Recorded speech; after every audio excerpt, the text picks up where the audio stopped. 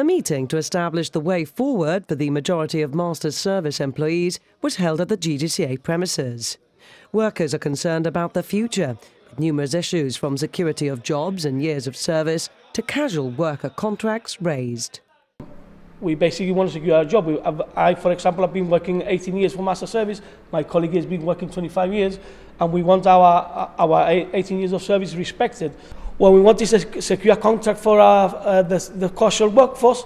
There's over 65s that we want to know if they can continue or get a package for being laid off. We are very concerned because nobody from the government told us nothing beforehand. We've just got to know like 3 days ago from Mr. Cortes, once everything was already arranged. So, yes, very concerned. Earlier this week, government assured that no jobs were at risk, saying workers' terms and conditions were protected under UK, EU and Gibraltar law. Although welcoming the statement, GGCA President Wendy Cumming said she needed proper guarantees.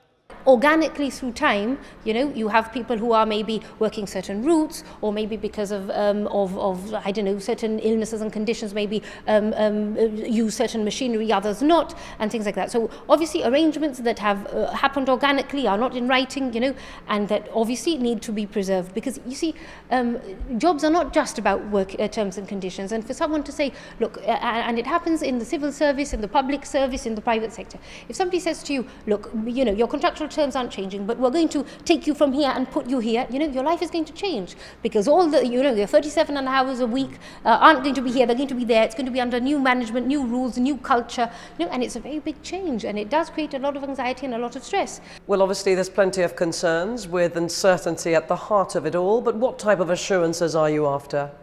For the workforce would be the most ideal outcome would be for the expiry of this contract to be seen as an opportunity for a return to the public service, you see, because the work undertaken by Master Services was in fact the cleansing section of the Public Works Department originally.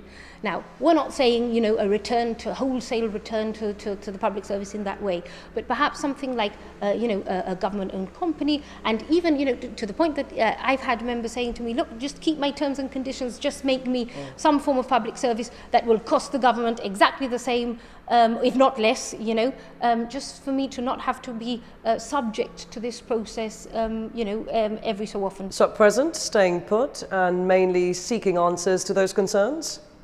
Now, the process of dialogue is essential. It's only when the process of dialogue is broken down that we then consider industrial action, etc., etc. And also essential for us to look at where we stand legally before we undertake any action. Having said that, we're not ruling anything out. And obviously, we will do whatever it takes to make sure that these workers are protected. An original meeting planned with the Chief Minister for this week on general GGCA matters has been postponed for Tuesday. But the union has asked for this to be exclusively about Master Service and to include the shop stewards. Understanding the reason why the contract needs to go out to tender is important to them too, with the legal opinion commissioned by the GGCA expected next week.